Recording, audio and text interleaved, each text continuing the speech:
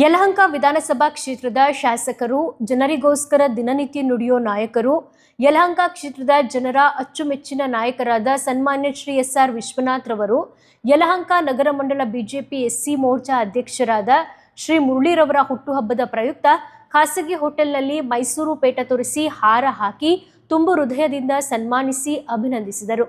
ಇದೇ ಸಂದರ್ಭದಲ್ಲಿ ದಲಿತ ಸಂಘರ್ಷ ಸಮಿತಿ ಕೆಂಪು ಸೇನೆ ಅಧ್ಯಕ್ಷರಾದ ಶ್ರೀ ಡಿ ರಾಜಣ್ಣರವರು, ಕಾರ್ಯಾಧ್ಯಕ್ಷರಾದ ಶ್ರೀ ಜಿ ಗುರುಸ್ವಾಮಿರವರು, ರಾಜ್ಯ ಪ್ರಧಾನ ಕಾರ್ಯದರ್ಶಿಗಳಾದ ಶ್ರೀ ಡಿ.ವಿ. ವೀರಭದ್ರೇಗೌಡರವರು, ದಕ್ಷಿಣ ಕರ್ನಾಟಕ ಅಧ್ಯಕ್ಷರಾದ ಶ್ರೀ ರಾಮಾಂಜನೇಯರವರು, ಯಲಹಂಕ ನಗರ ಮಂಡಳ ಅಧ್ಯಕ್ಷರಾದ ಶ್ರೀ ಎಂ ಮುನಿರಾಜುರವರು, ಪ್ರಧಾನ ಕಾರ್ಯದರ್ಶಿಗಳಾದ ಶ್ರೀ ಪವನ್ ಕುಮಾರ್, ಶ್ರೀ ಈಶ್ವರ್, ಒಬಿಸಿ ಮೋರ್ಚಾ ಅಧ್ಯಕ್ಷರಾದ ಚಂದ್ರಣ್ಣ, ಎಸ್ಟಿ ಮೋರ್ಚಾ ಅಧ್ಯಕ್ಷರಾದ ಮುನಿಕೃಷ್ಣಪ್ಪ, ಸೋಮೇಶ್ವರ ವಾರ್ಡ್ ನಂಬರ್ 5 ಮಹಿಳಾ ಅಧ್ಯಕ್ಷರಾದ ಶ್ರೀಮತಿ ಲಕ್ಷ್ಮೀ ಶಿವಣ್ಣರವರು, ನ್ಯಾಯಾಂಗ ಬಡಾವಣೆ ವಾರ್ಡ್ ಅಧ್ಯಕ್ಷರಾದ ಶ್ರೀ ಎಂ ರಾಜಣ್ಣರವರು, ಬಿಜೆಪಿ ಮುಖಂಡರಾದ ಅಳ್ಳಾಳಸಂದ ಶ್ರೀ ಸೋಮಣ್ಣ, ಶ್ರೀ ವಸಂತ್, ಚಿಕ್ಕಬೆಟ್ಟಹಳ್ಳಿ ವಾರ್ಡ್ ಅಧ್ಯಕ್ಷರಾದ ನಾರಾಯಣಸ್ವಾಮಿ ಹಾಗೂ ದಲಿತ ಸಂಘರ್ಷ ಸಮಿತಿ ಕೆಂಪು ಸೇನೆ ಪದಾಧಿಕಾರಿಗಳು, ಮುಖಂಡರು, ಕಾರ್ಯಕರ್ತರು, ಬಿಜೆಪಿ ಮುಖಂಡರು, ಕಾರ್ಯಕರ್ತರು, ಕುಟುಂಬ ವರ್ಗದವರು, ಅಭಿಮಾನಿಗಳು ಹುಟ್ಟುಹಬ್ಬದಲ್ಲಿ ಪಾಲ್ಗೊಂಡು ಕೇಕ್ ಕತ್ತರಿಸುವ ಮುಖಾಂತರ ಸನ್ಮಾನಿಸಿ ಅಭಿನಂದಿಸಿದರು.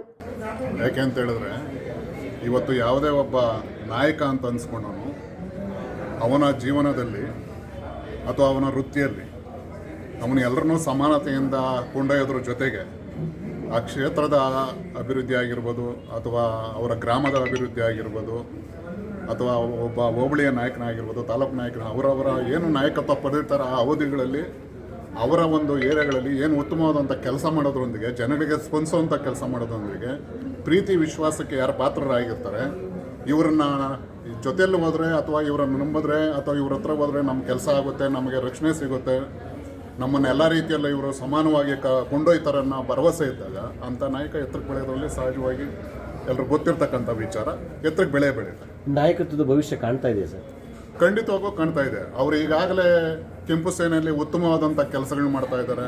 ಯಾವುದೇ ಜವಾಬ್ದಾರಿ ಕೊಟ್ಟರೆ, ಯಾವುದೇ ಹೋರಾಟದಾಗಿರ್ಬೋದು ಅಥವಾ ಬಾಬಾ ಸಾಹೇಬ್ ಅಂಬೇಡ್ಕರ್ ಅವರ ಜಯಂತಿಗಳಾಗಿರ್ಬೋದು ಅಥವಾ ರಾಜಕೀಯ ಪಕ್ಷದಲ್ಲೂ ಸಹ ಇವತ್ತು ಶಾಸಕರೇನಿದ್ದಾರೆ, ಯಲಹಂಕ ಕ್ಷೇತ್ರದ ಶಾಸಕರು ವಿಶ್ವನಾಥ್ರವರು ಅವರು ಸಹ ಉತ್ತಮವಾದಂಥ ಕೆಲಸಗಳು ಮಾಡ್ತಾ ಇದ್ದಾರೆ. ಉತ್ತಮವಾದಂಥ ಹೆಸರು ಇದೆ ಕ್ಷೇತ್ರದಲ್ಲಿ. ಎಲ್ಲರ ಹತ್ರನೂ ಇವತ್ತು ಅವರು ಎಲ್ಲರನ್ನೂ ಸಹಬಾಳ್ವೆಯಿಂದ ಒಂದು ಸಮಾನತೆ ಕಡೆಗೆ ಅವರು ಕೊಂಡೊಯ್ಯುವಂಥ ಶಕ್ತಿನೂ ಅವರಿಗಿದೆ. ಅದೇ ಒಂದು ಆದರ್ಶಗಳನ್ನ ಇಟ್ಕೊಂಡು ಮುರಳಿರವರು ಇವತ್ತು ಉತ್ತಮವಾದಂಥ ಕೆಲಸಗಳು ಮಾಡ್ತಾ ಇದ್ದಾರೆ.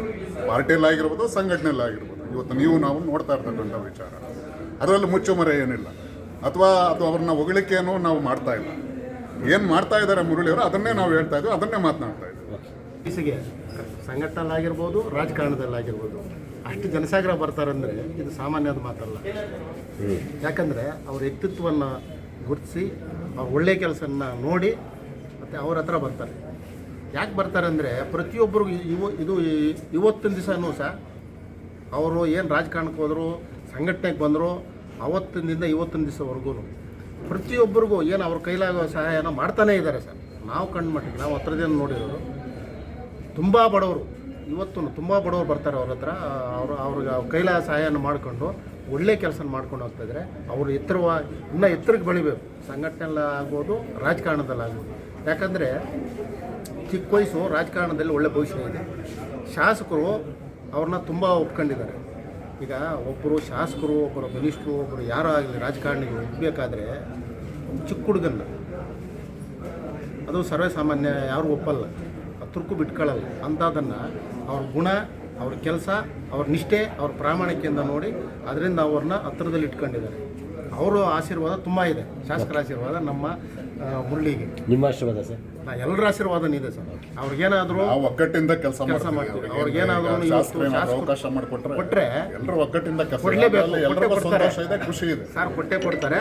ಇಡೀ ಸಂಘಟನೆ ಅವ್ರ ಪರವಾಗಿ ನಿಂತ್ಕೊಂಡು ಕೆಲಸ ಮಾಡ್ತದೆ, ಅವ್ರನ್ನ ಗೆಲ್ಸ್ಕೊಂತದ್ದು. ಇದು ಖುಷಿ, ಅದು ಹೇಳೋಕ್ಕೆ ಸಾಧ್ಯ ಇಲ್ಲ ಸರ್. ಭಾಳಷ್ಟು ಖುಷಿ ಆಗ್ತಾಯಿದೆ. ನಾವು ಹೋಗ್ತಾ ಇರೋ ದಾರಿ ಎಲ್ಲೋ ಒಳ್ಳೆ ದಾರಿಯಲ್ಲಿ ಹೋಗ್ತಾ ಇದ್ದೀರಿ ಅಂಥೇಳಿ ಇವತ್ತು ನನಗೆ ಬಂದಿರುವಂಥ ಜನಗಳು ನೋಡಿದ್ರೆ ಗೊತ್ತಾಗ್ತದೆ. ಇದೇ ರೀತಿ ದೊಡ್ಡವ್ರ ಆಶೀರ್ವಾದಕ್ಕೆ ಒಳ್ಳೆಯ ಕೆಲಸವನ್ನು ಮಾಡಿಕೊಂಡು ಒಳ್ಳೆ ದಾರಿಯಲ್ಲಿ ನಡೀತೀನಿ ಸರ್. ಇವತ್ತು ನನಗೆ ಹುಟ್ಟುಹಬ್ಬ ತಿಳಿಸೋದಕ್ಕೆ ಮಾನ್ಯ ಶಾಸಕರು, ನಮ್ಮ ಜನಸಂಘ ಸಮಿತಿಯ ರಾಜ್ಯಾಧ್ಯಕ್ಷರು ರಾಜಣ್ಣವರು, ಕಾರ್ಯಾಧ್ಯಕ್ಷರಾದಂತಹ ನಮ್ಮ ಗುರುಸ್ವಾಮಣ್ಣವರು, ನಗರ ಮಂಡಲ ಅಧ್ಯಕ್ಷರಾದಂತಹ ನಮ್ಮ ಮುನರಾಜಣ್ಣವರು, ಹೀಗೆ ಎಲ್ಲ ಮೋರ್ಚಾದ ಅಧ್ಯಕ್ಷರುಗಳೆಲ್ಲ ಬಂದು ನನಗೆ ಹುಟ್ಟುಹಬ್ಬದ ಶುಭಾಶಯಗಳನ್ನ ತಿಳಿಸಿದ್ದಾರೆ.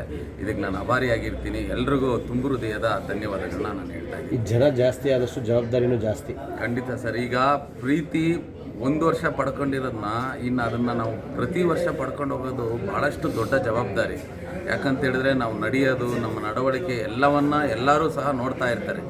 ಅದನ್ನು ನಾವು ಎಲ್ಲವನ್ನ ಸರಿಯಾಗಿ ಸರಿತೂಗಿಸ್ಕೊಳ್ಳುವಂತಹ ಬಹುದೊಡ್ಡ ಜವಾಬ್ದಾರಿ ಇರ್ತದೆ. ನಾನು ನಗರ ಮಂಡಲ ಅಧ್ಯಕ್ಷನಿದ್ದೀನಿ, ಆದ್ದರಿಂದ ಈ ಜವಾಬ್ದಾರಿ ಇನ್ನೂ ದೊಡ್ಡದು ಅಂತೀನಿ. ನಾನು ಏನು ಪಕ್ಷ ಮತ್ತು ನಮ್ಮ ಸಂಘಟನೆ ಸಿದ್ಧಾಂತಗಳೇನಿದೆ ಅದರಲ್ಲಿ ನಡೆಯುವಂತಹ ಪ್ರಾಮಾಣಿಕ ಪ್ರಯತ್ನವನ್ನು ನಾನು ಮಾಡ್ತೀನಿ. ಈ ಪಕ್ಷಾತೀತವಾಗಿ ಎಲ್ಲ ಮುಖಂಡರು ಸೇರ್ಕೊಂಡಿದ್ರು ಮತ್ತು GBA ಚುನಾವಣೆಯಲ್ಲೂ ಸಹ ನಿಮ್ಮ ಗೆಲುವನ್ನು ಸಹ ನಿರೀಕ್ಷೆ ಮಾಡ್ತಾ ಇದ್ದಾರೆ ಸರ್. ಇನ್ನೂ GBA ಚುನಾವಣೆ ಬಗ್ಗೆ ಇನ್ನು ಹೈಕಮಾಂಡ್ ಸ್ಪಷ್ಟವಾಗಿ ಆಗಬೇಕು, ಚುನಾವಣೆ ನಡಿಬೇಕು, ಅಭ್ಯರ್ಥಿಯ ಘೋಷಣೆ. ನಾವು ಒಂದು ಆಕಾಂಕ್ಷಿಯಾಗಿದ್ದೀರಿ.